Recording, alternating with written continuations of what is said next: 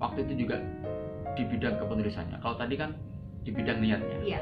Di bagian niatnya itu saya pengen menulis sesuatu yang kemudian dibaca anak saya. Di sisi yang kepenulisan itu sport, itu olahraga menulis. Jadi ketika saya vakum tidak menulis puisi, tidak menulis cerpen, tidak menulis novel, saya nulis blog. Sehingga keterampilan saya bertahan atau mungkin meningkat, kemampuan saya makin terasa dan seterusnya.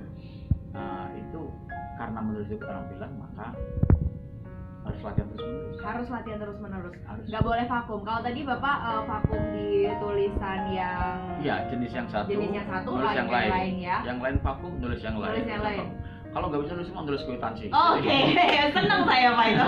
Nulis kwitansi ya. Jadi semua kita lakukan untuk membuat kita makin terampil. Oke. Diasah terus.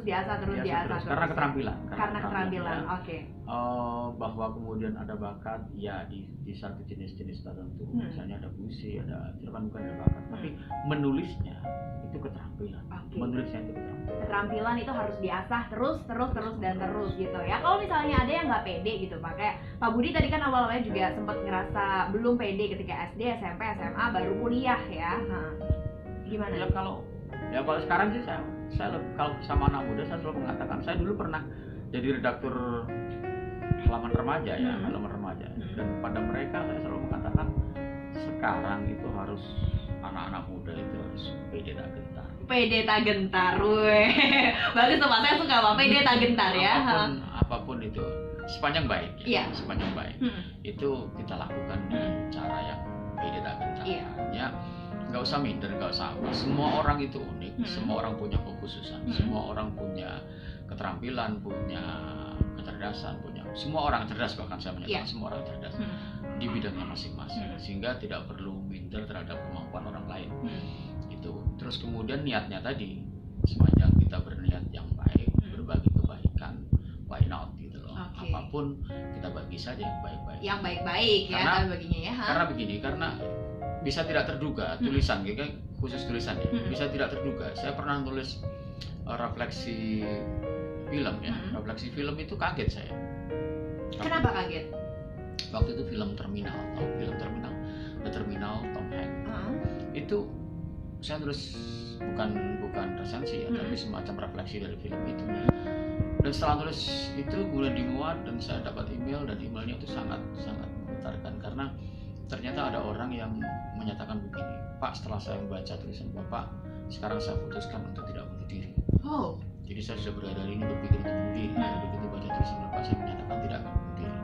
Karena dari tulisan Bapak saya tahu dia sakit keras dan mungkin tidak sembuh, tidak menuju kematian ya. Kematian dia mau bunuh diri aja sekalian. Tapi kemudian setelah baca itu dia merasa, dari situ dia mendapatkan bahwa menunggu itu semua orang menunggu. Semua orang menunggu, ada yang menunggu sambil lari, ada yang menunggu sambil nyanyi, ada yang menunggu sambil TikTok, ada yang menunggu sambil apa saja, ada yang menunggu sambil sakit, semua menunggu. Persoalannya adalah bagaimana kita waktu antara menunggu dan sampai itu kita lakukan apa yang baik. Nah, setelah baca itu dia memutuskan tidak bunuh diri.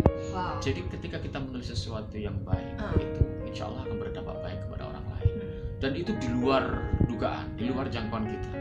Maka saya di salah satu buku saya, Cara Keren Nulis Cerpen itu, cerpen yang keren itu bukan cerpen yang dimuat kemudian dapat honor besar, yang dibaca banyak orang, bukan cerpen yang pokoknya dibaca banyak orang gitu ya, bukan itu.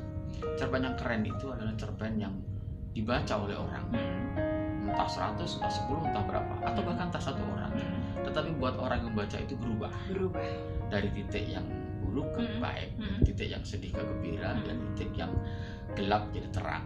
Kalau sudah seperti itu, maka tulisan itu tulisan yang keren. Wow, luar biasa.